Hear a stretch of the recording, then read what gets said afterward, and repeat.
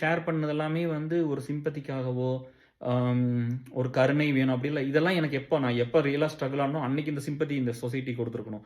அன்னைக்கு ஹெல்ப் பண்ணியிருக்கணும்.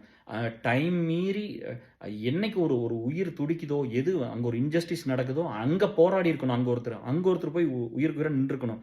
அதெல்லாம் விட்டுட்டு, லேட்டா பண்ற ஹெல்ப்பும், லேட்டா காட்டுற கருணையும், லேட்டா பண்ற உதவியும், அ லேட்டா குடுக்குற பணமும், லேட்டா காட்டுற மனிதாபிமானமு, ஒரு கருணை இதெல்லாமே வந்து யூஸ்லெஸ்.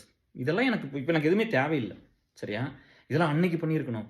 அன்னைக்கு அந்த சஃபரிங்ல வந்த ஒரு பையன் மாரி, இன்னைக்கு சொசைட்டில ஏதோ ஒரு மூலையில ஒரு பையனும், புள்ளையும் வந்து அந்த அந்த இன்ஜஸ்டிஸ்ல போராடிக்கிட்டே இருக்கும். அந்த ஒரு குரூயல்ட்டிய ஃபேஸ் பண்ணிட்டு இருக்கோம். அதையெல்லாம் நம்ம எத்தன பேர் ஏன்னு கேட்போம்? நம்மலாம் கேட்கலாம். எல்லாம் கேட்கலாம். அவங்களுக்கு வேணுங்கிறத பண்ணி குடுக்கலாம்.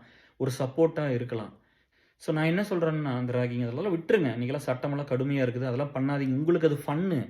இங்க ஒரு பையன் வந்து அதான் சொல்றேன் பாருங்களேன். அப்ப எங்கள மாரி இருக்கிறவங்களோட லைஃப்லாம் நீங்க உங்களுக்கு சொன்னா கூட புரிய மாட்டேங்குது.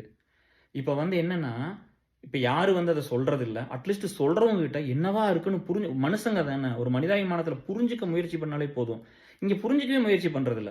இங்க எல்லாரும் ஒரு விஷயத்த கோ த்ரூ பண்ணி தான் புரிஞ்சுக்கணும்னு அவசியமே இல்ல. ஒரு சிலர் நண்பர்கள்லாம் வந்து அத புரிஞ்சுக்க அதாவது வந்து அவங்க கோ த்ரூ பண்ணியிருக்க மாட்டாங்க. நான் சொன்னா புரிஞ்சுக்குவாங்க.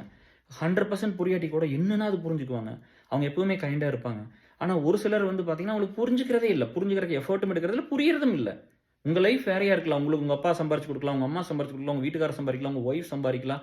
உங்களுக்கு வேணுங்கிற பண வசதி இருக்கு. இல்லையா? நீங்க அதுக்கு தகுந்த மாரி சர்க்கிள ஃபார்ம் பண்ணியிருப்பீங்க. கஷ்டப்படுறவங்களோட என்னைக்கும் கூட இருந்ததில்ல. நல்லா இருக்கிறவங்களோட கூட இருந்திருப்பீங்க. ஸோ, உங்க இது வேறையா இருக்கலாம். பட் அந்த மைண்ட் செட்லயே எல்லாத்தையும் பார்க்கக்கூடாதுல்ல. இல்லையா?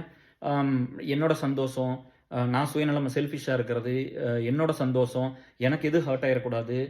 எனக்கு அந்த அந்த ஃபேக் இமேஜ கிரியேட் பண்ணி வச்சுக்கிட்டு, அதுல அந்த லூப்புக்குள்ள சுத்திட்டு இருக்கிறீங்க அப்படின்னா, நாங்கலாம் பரிசுத்தமா ரொம்ப பியூரா, ஓப்பன் ஹார்ட்டடா எல்லாத்தையும் அரவணைச்சுக்கிட்டு, இந்த மாரி ஒரு வாழ்க்கைய தான் நாங்க போயிருக்கிறோம்.